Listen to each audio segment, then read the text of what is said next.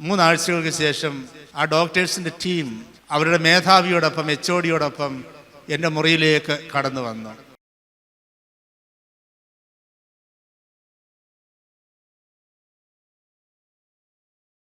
ഞാൻ ജനിച്ചത്, ഞാൻ വളർന്നത്, എൻ്റെ 10ാം ക്ലാസ് വരെയുള്ള വിദ്യാഭ്യാസം നടത്തിയത്, എൻ്റെ വിശ്വാസ പരിശീലനം ചെയ്തത്, ഞാൻ ആദ്യ കുർബാന സ്വീകരിച്ചത്, ഞാൻ ഒരൾത്താര ബാലനായി ആദ്യമായി മദ്ബഹായിൽ പ്രവേശിച്ചത്, ഇതെല്ലാം ഈ രൂപതയിൽ കിഴവള്ളൂർ എന്ന പ്രദേശത്താണ്. ഞാൻ എൻ്റെ ജീവിതത്തെ വിശുദ്ധ കുർബാനയുടെ മുമ്പിലിരുന്ന് കഴിഞ്ഞ ദിവസങ്ങളിൽ ഒന്ന് വിശകലനം ചെയ്യുകയായിരുന്നു. അപ്പോൾ എനിക്ക് മനസ്സിലായത്, ആദ്യമായി എൻ്റെ ഉള്ളിൽ വിശുദ്ധ കുർബാനയോടുള്ളതായ ആ അഗ്നി, ആ തീ, അത് കോരിയിട്ടത് എൻ്റെ അമ്മയാണ് എന്നാണ്. തീരെ കുഞ്ഞായിരുന്ന എന്നെയും എടുത്തുകൊണ്ട് എൻ്റെ അമ്മ വിശുദ്ധ കുർബാനയിൽ സംബന്ധിക്കുവാനായി പോയ ആ ദിവസങ്ങൾ ഇന്നും എൻ്റെ ഓർമ്മയിലുണ്ട്. വൈദികൻ കാസായും പീലാസായും കയ്യിലെടുത്ത് ആഘോഷമായി പടിഞ്ഞാറോട്ട് തിരിയുമ്പോൾ 2 സൈഡിലും മർബഹാസകളും മണികളും മുഴങ്ങുമ്പോൾ, കത്തിച്ച മെഴുകുതിരി മിന്നി മറയുമ്പോൾ എൻ്റെ അമ്മയുടെ 2 കൈകളിൽ എന്നെ പൊക്കി പിടിക്കുമായിരുന്നു. ആ വൈദികൻ്റെ കൈകളിൽ തിളങ്ങുന്ന ആ കാസായും പിലാസായും അതിലുള്ള കർത്താവിൻ്റെ തിരുശരീരവും തിരുരക്തവും കണ്ട് അത്ഭുതത്തോടുകൂടെ എൻ്റെ കുഞ്ഞ് മനസ്സിൽ വലിയ ദൈവസ്നേഹത്തിൻ്റെ അഗ്നിയെ ജ്വലിപ്പിച്ച എൻ്റെ ശൈശവം ഞാൻ ഓർക്കുകയാണ്. ഇന്ന് എൻ്റെ അമ്മ എൻ്റെ കൂടെ തന്നെയുണ്ട്. അമ്മയ്ക്ക് 90 വയസ്സായി, നവതിയിലാണ്. ഇന്നും ഞാൻ വിശുദ്ധ കുർബാന എല്ലാ ദിവസവും അർപ്പിക്കും. വിശുദ്ധ കുർബാന ഞാൻ അർപ്പിക്കുന്ന അവസരത്തിൽ എൻ്റെ തൊട്ടടുത്ത് എൻ്റെ അമ്മയുണ്ട്. ഞാൻ വിശുദ്ധ കുർബാന കൊടുക്കുവാനായി കൈകൾ നീട്ടുന്ന അവസരത്തിൽ ഞാൻ പലപ്പോഴും അമ്മയുടെ കണ്ണുകളിലേക്ക് നോക്കുമ്പോൾ അമ്മയുടെ കണ്ണുകൾ നിറഞ്ഞൊഴുകി 2 ചാലുകൾ പോലെ കണ്ണുനീര് ഒഴുകുന്നത് ഞാൻ ശ്രദ്ധിച്ചിട്ടുണ്ട്. എന്നെ ഒത്തിരി വേദനിപ്പിച്ച ഒരു കാഴ്ചയായിരുന്നു അത്. ഞാൻ ചിന്തിച്ചിട്ടുണ്ട്, എന്തിനാണ് എൻ്റെ അമ്മ ഇങ്ങനെ കരയുന്നത്. ഒരു ദിവസം ഞാൻ അമ്മയോട് ചോദിച്ചു, ഈ വിശുദ്ധ കുർബാന ചൊല്ലുന്ന അവസരത്തിൽ, ഞാൻ കുർബാന തരുന്ന അവസരത്തിൽ അമ്മയുടെ കണ്ണുകളിൽ നിന്ന് കണ്ണുനീരിങ്ങനെ ഒഴുകുന്നത് എന്തിനാണ് എന്ന്. അമ്മ എനിക്ക് ഒരു മറുപടി തന്നില്ല, ഒരു ചെറിയ പുഞ്ചിരി മാത്രം തന്നു. ഞാനപ്പോൾ ഭാഗ്യസ്മരണാർഹനായ സിറിൽ ബസേലിയോസ് കാതോലിക്ക ബാവ സിറിൽ തിരുമേനി ഒരിക്കൽ ഞങ്ങളോട് പറഞ്ഞത് ഓർക്കുന്നുണ്ട്. ഈ വിശുദ്ധ കുർബാനയുടെ അർത്ഥം അറിയണമെങ്കിൽ, അന്തഃസത്യം അറിയണമെങ്കിൽ, രഹസ്യം അറിയണമെങ്കിൽ നീ വിദൂരമായ ഒരു കുഗ്രാമത്തിലേക്ക് പോകണം. അവിടെയുള്ള ഏറ്റവും പ്രായമുള്ള അമ്മയെ നീ അന്വേഷിക്കണം. അവളെ കണ്ടെത്തി നീ അവളോട് ചോദിക്കണം. അവൾ നിനക്ക് പറഞ്ഞു തരും എന്താണ് വിശുദ്ധ കുർബാന എന്ന്. വിശുദ്ധ കുർബാന എന്ന് പറയുന്നത് അത് താത്വികമായ അവലോകനത്തിനുള്ള ഒന്നല്ല, ഒരു ദൈവശാസ്ത്രജ്ഞൻ കീറി മുറിക്കേണ്ട ഒന്നല്ല, അത് ഒത്തിരിയേറെ വിശകലനം ചെയ്യേണ്ട ഒന്നല്ല. വിശുദ്ധ കുർബാന അതൊരനുഭവമാണ്. അത് എത്ര പറഞ്ഞാലും മനസ്സിലാകില്ല മറ്റുള്ളവർക്ക്, അത് അനുഭവിച്ചെങ്കിലും അറിയത്തുള്ളൂ. ഈ വിശുദ്ധ കുർബാനയുടെ അർത്ഥം എന്താണ്, ആഴം എന്താണ് എന്ന് ആ കുർബാനയിലേക്ക് കടന്ന് വിശുദ്ധ കുർബാനയിൽ നിന്ന് ശക്തി പ്രാപിച്ച ഒരു വ്യക്തിക്ക് മാത്രമേ അതിൻ്റെ ആഴമളക്കാൻ സാധിക്കുകയുള്ളൂ. മാർപ്പാപ്പായും മെത്രാനും വൈദികരും സന്യാസികളും ഒന്നും അല്ല ദിവ്യകാരുണ്യ കോൺഗ്രസ് തുടങ്ങിയത്.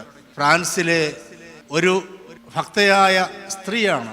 അവരാണ് ഫ്രാൻസിസ് ജൂലിയൻ എയ്മാഡ് എന്ന് പറയുന്ന വിശുദ്ധൻ മെത്രാൻ്റെ അടുക്കൽ ചെന്ന് വിശുദ്ധ കുർബാനയുടെ ആരാധന നടത്തണം, വിശുദ്ധ കുർബാനയെപ്പറ്റി കൂടുതൽ ജനം അറിയണം, വിശുദ്ധ കുർബാനയുടെ ഒരു കോൺഗ്രസ് സംഘടിപ്പിക്കണമെന്ന് പറഞ്ഞ് 1881 ആദ്യമായി വിശുദ്ധ കുർബാനയിലൂടെ മാത്രമേ രക്ഷയുള്ളൂ, വിശുദ്ധ കുർബാനയിലൂടെ മാത്രമേ രക്ഷയുള്ളൂ എന്ന വിഷയവുമായി ആദ്യത്തെ ദിവ്യകാരുണ്യ കോൺഗ്രസ് ആരംഭിച്ചത്.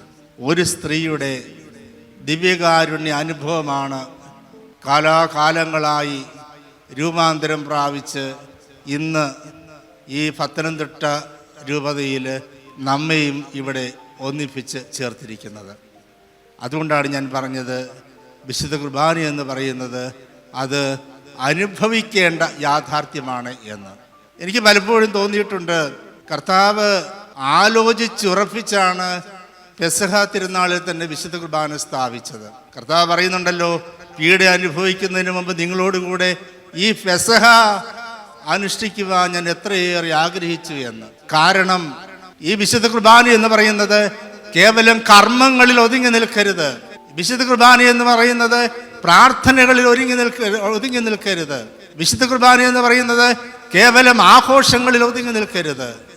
മറിച്ച് കർത്താവ് ആഗ്രഹിച്ചത് വിശുദ്ധ കുർബാന അനുഭവമാകണം.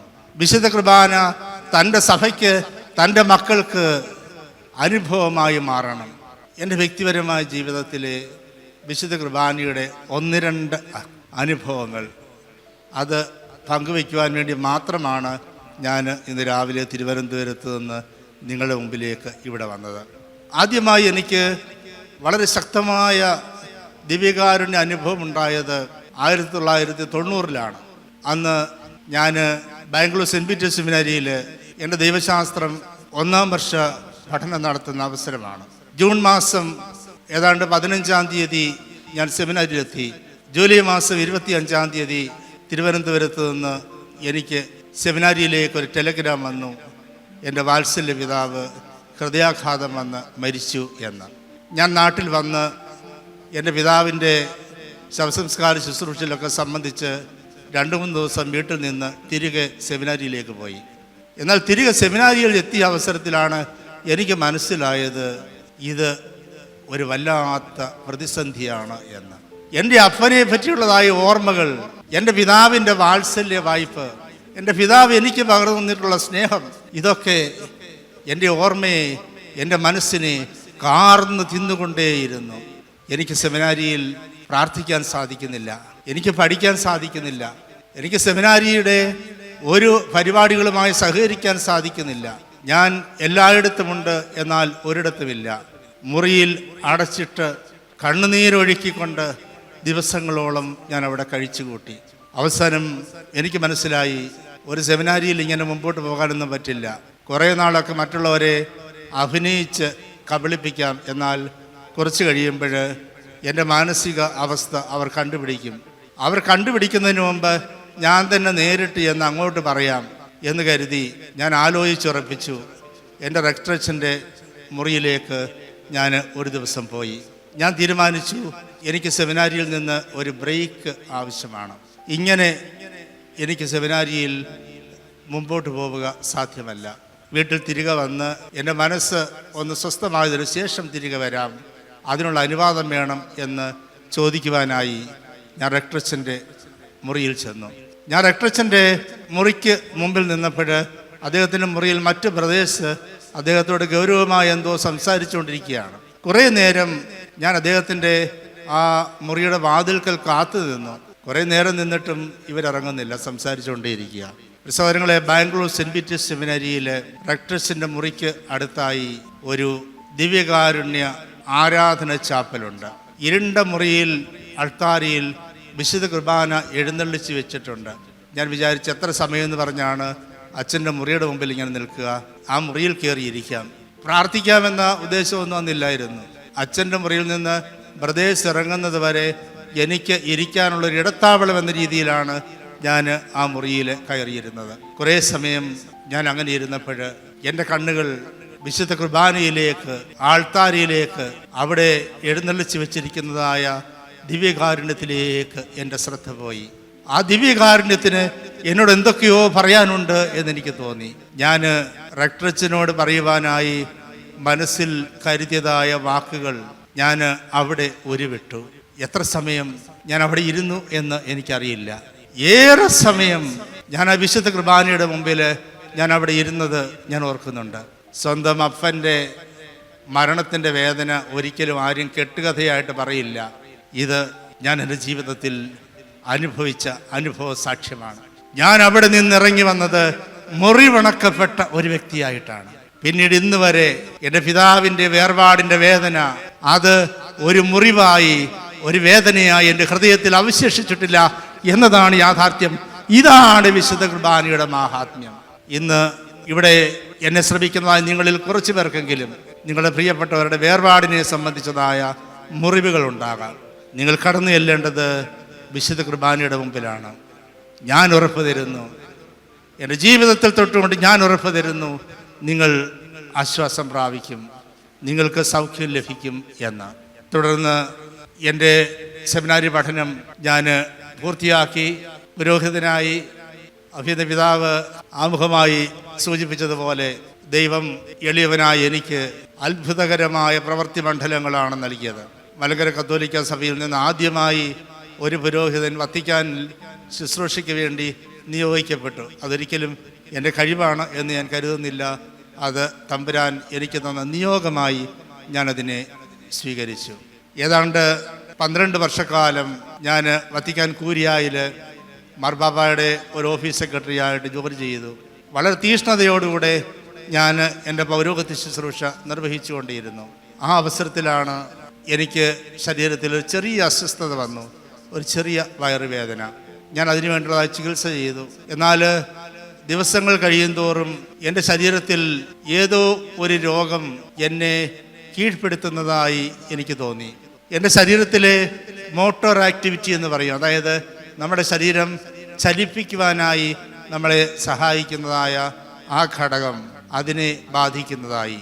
എനിക്ക് കാലുകൾ ഉയർത്തി മുമ്പോട്ട് നന്നായി നടക്കാൻ സാധിക്കാത്ത അവസ്ഥ, ശരീരത്തിൻ്റെ ബാലൻസ് നഷ്ടപ്പെടുന്ന അവസ്ഥ, the coordination of the body അത് ലഭിക്കുന്നില്ല.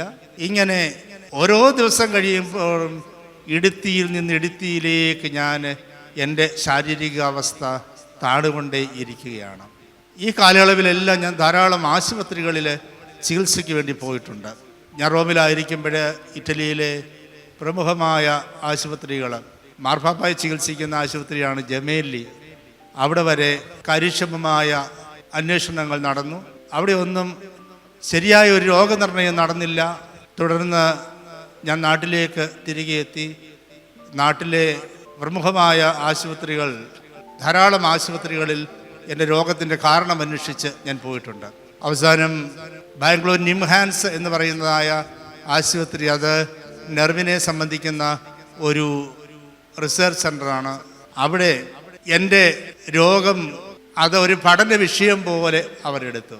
ഏതാണ്ട് 3 ആഴ്ചക്കാലം ഞാൻ അവിടെ അവരുടെ അന്വേഷണത്തിന് വിധേയനായി അഡ്മിറ്റായി കിടന്നു. 3 ആഴ്ചകൾക്ക് ശേഷം ആ ഡോക്ടേഴ്സിൻ്റെ ടീം അവരുടെ മേധാവിയോടൊപ്പം HOD എൻ്റെ മുറിയിലേക്ക് കടന്നു വന്നു. എൻ്റെ മുറിയിലേക്ക് കടന്നു വന്ന് അവർ സ്നേഹത്തോടെ എന്നെ നോക്കി.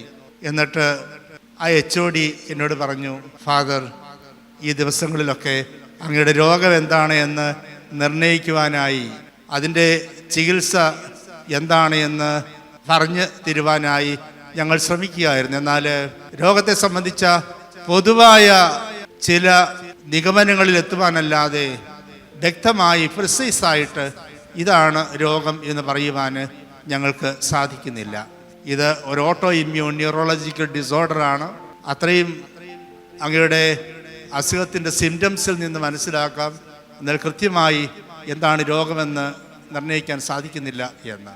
സഹോദരങ്ങളെ, അവരിത് പറയുന്ന അവസരത്തിൽ ഞാൻ വളരെ ശാന്തനായിരുന്നു, ഞാൻ വളരെ സൗമ്യനായിരുന്നു. എൻ്റെ മുഖത്ത് ഒരു ചെറു പുഞ്ചിരി ഉണ്ടായിരുന്നു. ആ ഹൈന്ദവ ഡോക്ടർ എൻ്റെ മുഖത്തേക്ക് നോക്കി അവർ എന്നോട് ചോദിച്ചു, ഫാദർ, അങ്ങേക്ക് എങ്ങനെയാണ് ചിരിക്കുവാൻ സാധിക്കുക? അങ്ങേക്ക് എങ്ങനെയാണ് സന്തോഷമായിട്ടിരിക്കുവാൻ സാധിക്കുക? അങ്ങ് കേവലം 40കളിലാണ്. മറ്റുള്ളവരുടെ സഹായമില്ലാതെ ഒരടി മുമ്പോട്ട് നീങ്ങാൻ സാധിക്കത്തില്ല. കിടക്കയിൽ തനിയെ ഒന്ന് ചരിഞ്ഞ് കിടക്കാൻ സാധിക്കത്തില്ല. ഈ അവസ്ഥയിൽ എങ്ങനെയാണ് അങ്ങേക്ക് സന്തോഷമായിരിക്കാൻ സാധിക്കുക? ഏതാണ്ട് കഴിഞ്ഞ 10 വർഷക്കാലമായി ഞാൻ ഈ രോഗാവസ്ഥയിൽ ജീവിക്കുന്നുണ്ട്. ഈ കഴിഞ്ഞ 10 വർഷക്കാലം എന്നോട് നിരവധി ആളുകൾ ഈ ചോദ്യം ആവർത്തിച്ച് ചോദിച്ചിട്ടുണ്ട്. അച്ഛൻ എപ്പോഴും ഹാപ്പിയാണല്ലോ, അച്ഛന് വിഷമം തോന്നാറില്ലേ? നടക്കാൻ സാധിക്കാത്തതിൽ ഇത്രയും ശാരീരികമായ അസ്വസ്ഥതയുണ്ടായിട്ട് അച്ഛന് ഇതേപ്പറ്റി ഒരു നിരാശ തോന്നുന്നില്ലേ എന്ന്. എന്നെ സന്തോഷമായി സമാധാനമായി ഈ നിമിഷം വരെ എന്നെ പിടിച്ചു നിർത്തുന്നത് വിശുദ്ധ കുർബാന ഒന്ന് മാത്രമാണ്. ദിവ്യകാരുണ്യ ഈശോയ്ക്ക് സ്തുതി. വിശുദ്ധ കുർബാനയാണ്. വിശുദ്ധ കുർബാനയുള്ളതായ ആശ്രയമാണ്. തളർന്നു പോകാതെ, തകർന്നു പോകാതെ എൻ്റെ പൗരോഹിത്യത്തെ പിടിച്ചു നിർത്തുന്നത്. എന്നെ ഈ അസുഖം വന്ന അവസരത്തിൽ എൻ്റെ മനസ്സിൽ ഒത്തിരിയേറെ ചോദ്യങ്ങൾ ഉണ്ടായിട്ടുണ്ട്. ഇതെനിക്ക് എന്തുകൊണ്ട് സംഭവിച്ചു? ഈ അവസ്ഥയിൽ എനിക്ക് എന്ത് ശുശ്രൂഷയാണ് എൻ്റെ സഭയിൽ ചെയ്യുവാനുള്ളത്?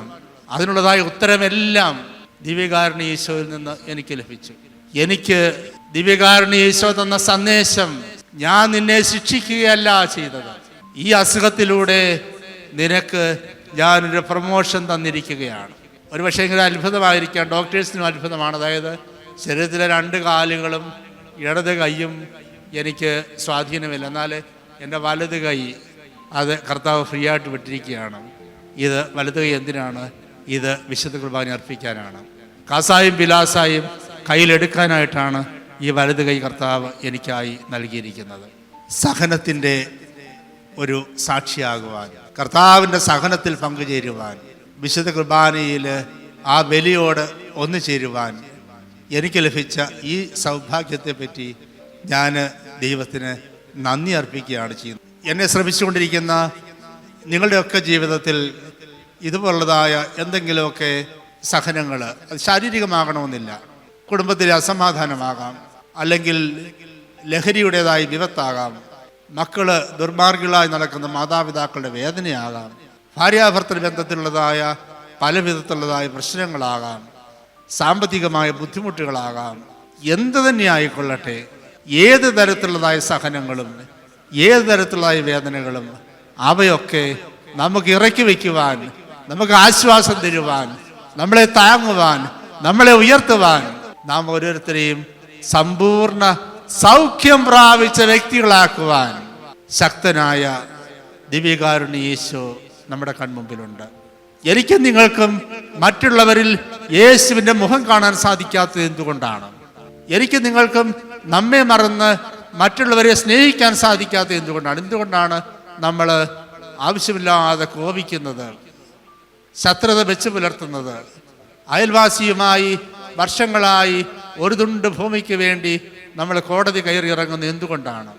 വിശുദ്ധ കുർബാനയിൽ യേശുവിൻ്റെ മുഖം കാണുന്നവന്, വിശുദ്ധ കുർബാനയിൽ യേശുവിനെ ദർശിക്കുന്നവന് ഒരിക്കലും ഈ അപജയം ജീവിതത്തിൽ ഉണ്ടാവുകയില്ല. പുണ്യവതിയെ അമ്മ ത്രേസ്യ പറഞ്ഞത്, എൻ്റെ സന്യാസ ഭവനത്തിൽ നിന്ന് ദേവാലയം വരെ അഗ്നിക്കനലുകൾ വിതറിയാൽ അതിലൂടെ ചവിട്ടിയായാലും ദിവസവും ഞാൻ ദിവ്യബലിയിൽ സംബന്ധിക്കും എന്നാണ്. നമുക്കൊക്കെ ഒരു വെളിപ്പാടകലെ സൗകര്യമായി വിശുദ്ധ കുർബാന, അവിടെ എല്ലാ ദിവസവും ബലിയർപ്പിക്കുവാനൊരു വൈദികൻ നമുക്ക് ലഭിക്കുന്നു. എന്നാൽ നമ്മുടെ അലംഭാവം വഴിയായിട്ട് എത്ര വലിയ കൃപയാണ് നമ്മൾ നഷ്ടപ്പെടുന്നത്.